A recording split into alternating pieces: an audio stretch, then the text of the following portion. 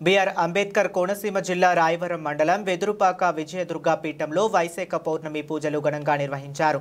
వేకువజాము నుండి విజయదుర్గ అమ్మవారికి అభిషేకాలు, వివిధ పుష్పాలతో అర్చన చేశారు. పీఠంలో వేంచేసి ఉన్న భవానీ శంకర అష్టమలింగేశ్వర స్వామికి అభిషేకాలు, శ్రీదేవి భూదేవి సమేత విజయ వెంకటేశ్వర స్వామికి తులసి దళార్చన, నవగ్రహార్చన, హోమం నిర్వహించారు. అధిక సంఖ్యలో భక్తులు పీఠానికి తరలివచ్చి సామూహిక కుంకుమ పూజల్లో పాల్గొన్నారు. అనంతరం పీఠాధిపతి గాడ్ ఆశీస్సులు అందుకున్నారు. విజయదుర్గ సేవా సమితి ఆధ్వర్యంలో అన్నప్రసాద వితరణ గావించారు.